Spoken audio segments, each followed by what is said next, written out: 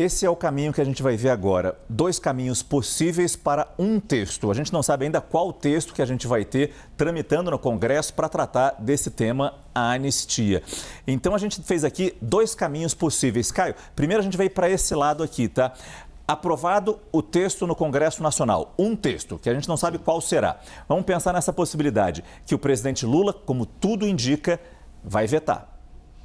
Sim. Vetando esse projeto, a gente sabe que normalmente o que acontece, pelo trâmite normal, ele volta para o Congresso, que pode derrubar o veto do presidente. Isso é possível de acontecer? Sim, plenamente. O presidente já tem dado todas as sinalizações nesse sentido. Se for um texto naqueles termos, Sim, ele veta. Sim, mas hoje em dia, na República, da forma como a gente está hoje, esse novo status político da República Brasileira, o Congresso predomina. Então, o presidente vetar, não vetar, hoje em dia, as taxas de derrubada de vetos pelo Legislativo em relação ao Executivo, elas são, assim, exorbitantes em comparação com 20, 30 anos atrás.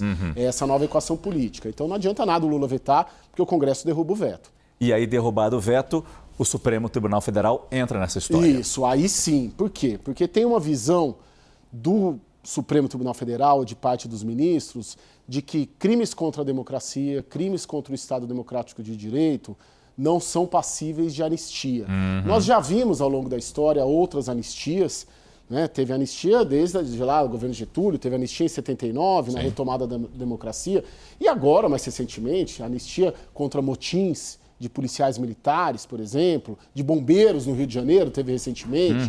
São anistias que não são contra a democracia, contra o Estado Democrático de Direito, que é uma cláusula pétrea da Constituição. Então, o Supremo Tribunal Federal entende que não é possível anistiar crimes contra a democracia, que é exatamente este caso. Por isso que a solução que o Supremo Tribunal Federal já deu essas pistas, o presidente do Supremo, Luiz Roberto Barroso, já deu essa pista do que seria uma construção possível. Qual seria ela? O Congresso Nacional não aprova uma anistia, não aprova um perdão, ele aprova uma redução das penas, ele aprova uma mudança nas penas mínimas e máximas dos crimes às quais essa turma toda está sendo investigada e condenada. Estou falando de 2 artigos, o 359L e o 359M. Abolição do Estado Democrático de Direito e tentativa de golpe. Aí, se você altera as penas, essas penas serão menores e, pelo direito penal, essa regra passa a retroagir para quem já foi condenado.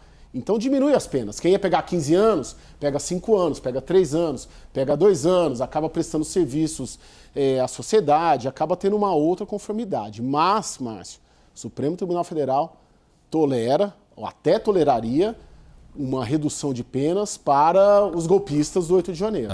Mas não toleraria um perdão para, vamos dizer, os tubarões, né? Para quem o Supremo está justamente julgando agora, Braga Neto, Jair Bolsonaro e companhia. Quer dizer, o que a gente está vendo é a possibilidade de uma nova crise institucional entre os poderes, porque se o projeto for aprovado, algum projeto for aprovado de anistia no Congresso, o presidente vetar, a gente sabe como isso sempre acaba no Supremo Tribunal Federal e os ministros vão ter que julgar essa constitucionalidade. Como você bem disse, existiria uma tolerância para um projeto mais simples, como uma redução de pena dos invasores do 8 de janeiro, jamais para os que vierem a ser condenados, por exemplo, na trama golpista. E aqui a gente tem outro caminho, só para constar, Caio. Sim. Se for um projeto mais leve, mais tranquilo, e que certamente não envolva Jair Bolsonaro, eu imagino isso, o presidente Lula pode até sancionar. Sim.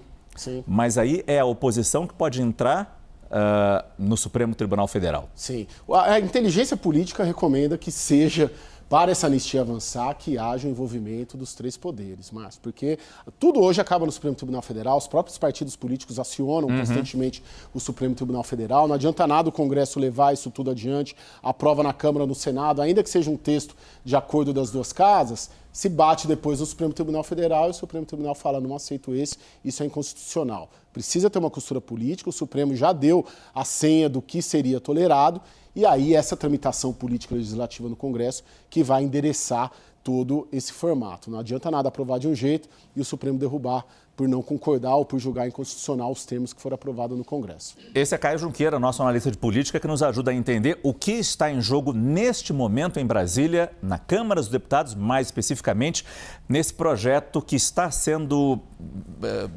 criado, que está nascendo, que vai tratar da anistia. E a gente tem que ficar bastante atento a isso. Obrigado, Caio.